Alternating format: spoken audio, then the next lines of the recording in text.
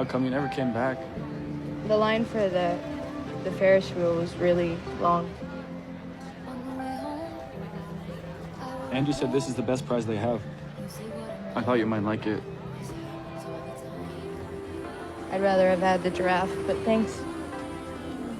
So I want to talk about 3 different scenes in particular that are very important and that all 3 tie together. First one being in season 1, episode 1, in the Jeep, when Jeremiah gets out to go look for Steven, Conrad and Billy are in the Jeep. He's drunk in the back seat, and he touches Billy's hair. This is also the same moment where he says her name. You can tell he wants to say something to her, but they're interrupted by the cops. This next scene is season 1, episode 7. This is the very end of the episode where Conrad and Billy are finally going to have that moment. And you once again see him touch her hair by taking her hair and putting it behind her ear. Again, this is a big build-up moment, but I'm going to put emphasis on he's touching her hair.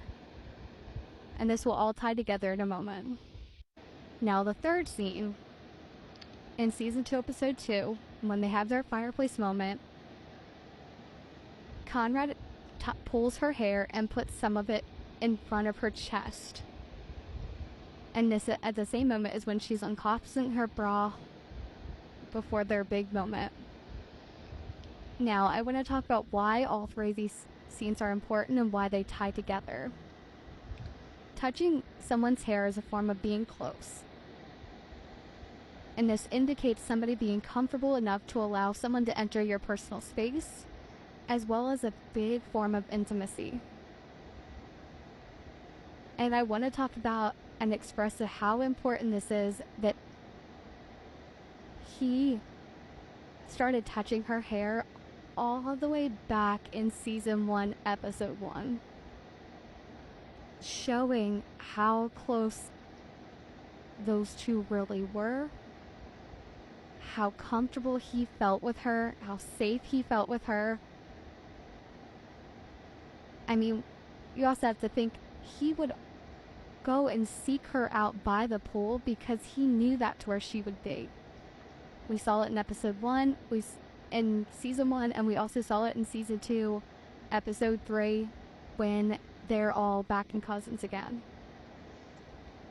So just having those intimate moments throughout season 1 and 2 is giving us a big Easter egg and showing that this relationship has been set up from the beginning.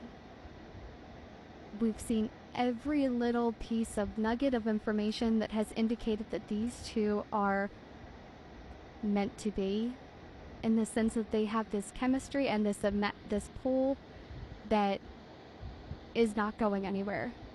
Hence the invisible string theory, and why invisible string was played in season 2, episode 2. They have a magnetic pull towards one another. They feel close together. They feel close enough and comfortable enough with one another no matter what. And I hate to say it, but that's never going to be Jeremiah and Belly. She's always feeling like she has to walk on eggshells with him because she doesn't want to upset him yet again. So let me know if you picked up on all these cues of him touching her hair in all the episodes. Did you see any more that maybe I didn't bring up? And what else do you want to see me talk about next? He couldn't handle it and he dropped you. Shut up, Jared. Don't use me to get at him. Belly, come on. In this scene, Belly says, "Don't use me to get at him." And to be honest, I just think that is what Jeremiah is doing. But not just in the context of this conversation, but just generally. Don't get me wrong, I think that he has genuine feelings for Belly that are real, and I think he does have a real connection with her. But I think a huge part of what's driving him towards Belly is that he wants to win. He wants to beat Conrad at something. and Belly just happens to be a really great something to beat Conrad at. This might not even be a conscious thing that he's trying to do, although I think there's definitely an argument that that is something he's trying to do. You could particularly see that in season 1. But even if it's not, it's definitely at a subconscious level. He has some real deep-rooted issues with Conrad, which were explored in season 2 for sure. And they did hash a bit of that out. But I think Belly is speaking the truth in this scene when she says that, because I think he is using her to get at Conrad in that conversation, but also just in general. Don't waste your money, buddy. She likes his better. They're practically the same. Not the belly. She thinks Swedish fish tastes like candles. I promised Laura like a belly home. Here, you can try it. No. No, I don't think I trust myself behind the wheel right now. Way to go, Jer. I mean, real classy. Yeah. You're a real fucking asshole, you know that? Grow up, Jer. You still want these? Yeah, yes. Okay. Tried to warn him. Why are you acting like this? Relax, you big fucking baby. I'm just messing with you.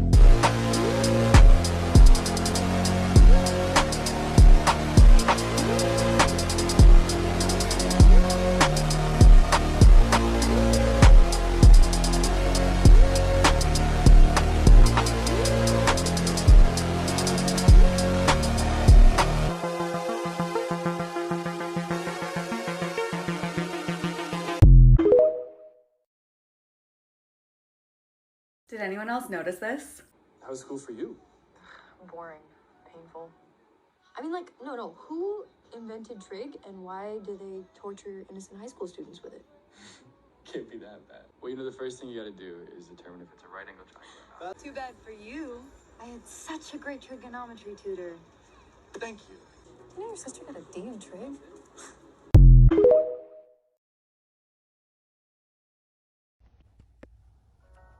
Okay, so I want to talk about my favorite scene of this episode, Natsa, and I really want to know if Jenny Han knew what song she will be using while filming this scene.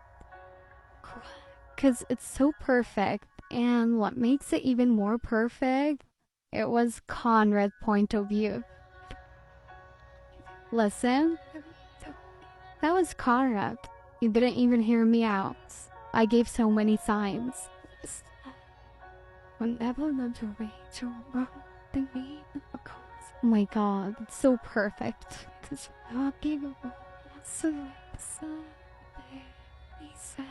Shit.